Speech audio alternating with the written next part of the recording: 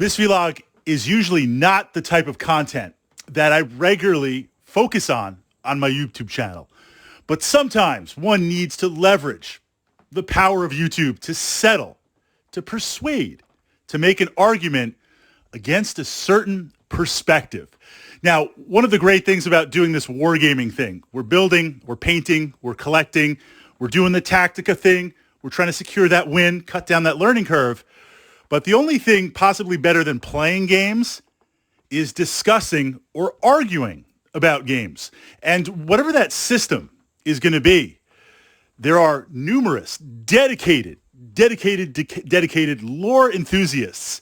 I consider myself playing Warhammer 40,000 for a long time pretty good with the lore. I'm pretty knowledgeable. There's some really obscure stuff out there, but I've been through enough editions where I kind of know what's going on. I feel like I could hold my own. And another friend of mine who is a big Star Wars enthusiast. Now, to be fair, he's quite the expert in Star Wars. I defer to that. I honor that.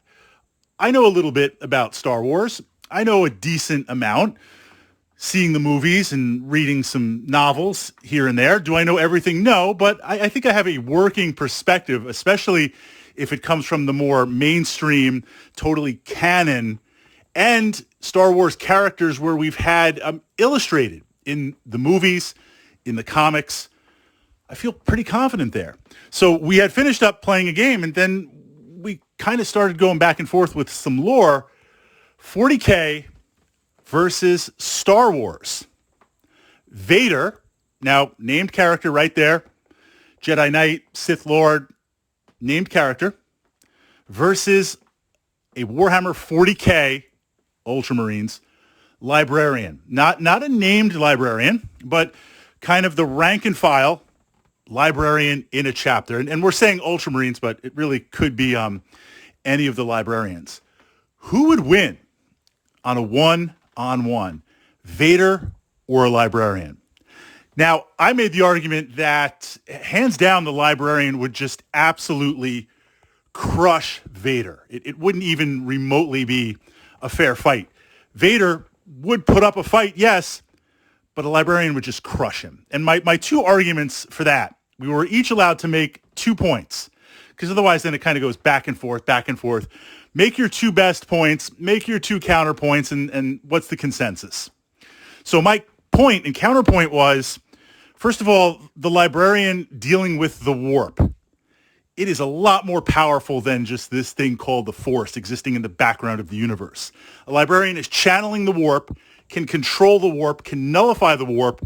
And if we're looking at war gear, we're including war gear because Vader's got his suit. He's got his lightsaber. It's kind of the stock librarian. You got the power armor. You got the Force sword.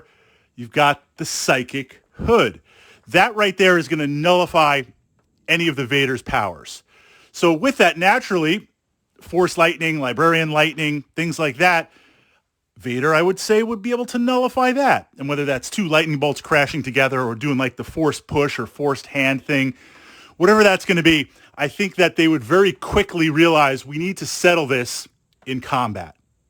Now, Vader is going to use the Force on himself to pump himself up. He's got the suit, armor. I wouldn't say that's the equivalent of power armor. The Space Marine, likewise, Librarian's going to use that power armor. It's going to have all the different gene seed implants. Let's say it is Primaris, to be fair, because that's where we're at right now with Primaris.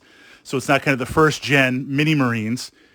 Both are going to be utilizing what they have to increase their ability. But here's where things get interesting. This is my point and counterpoint. Vader, skilled with the sword. Anakin, skilled with the sword.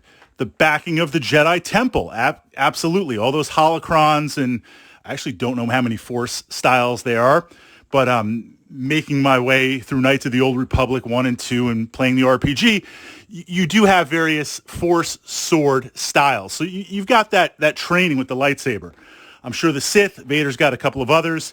We're not talking Anakin, who was dedicated, who had tremendous talent and had the Force backing him, but just didn't have the years in of combat experience and training.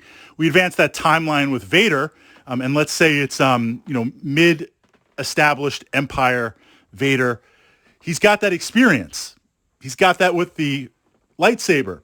But compared to a Space Marine librarian, hundreds of years fighting for the Emperor against just all sorts of Xenos and alien horrors and heretics and chaos, plus the augmentation of a Primaris, I argue that force powers will nullify.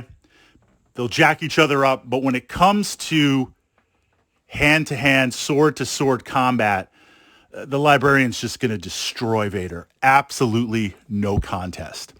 Now, of course, my friend put their arguments saying that, yes, agreed, force powers are going to be able to nullify each other.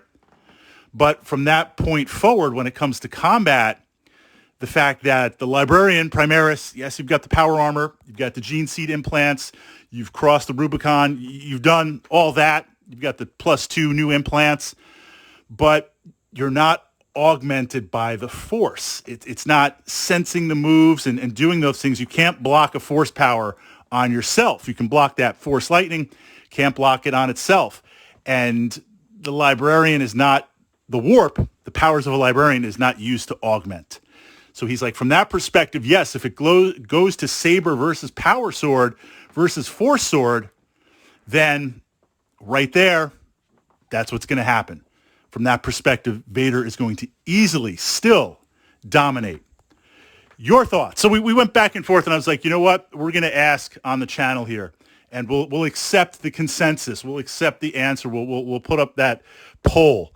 Vader versus a Primaris Ultramarine generic Librarian. Head-to-head, no other assistance, one-on-one. Who wins, and how do they win it?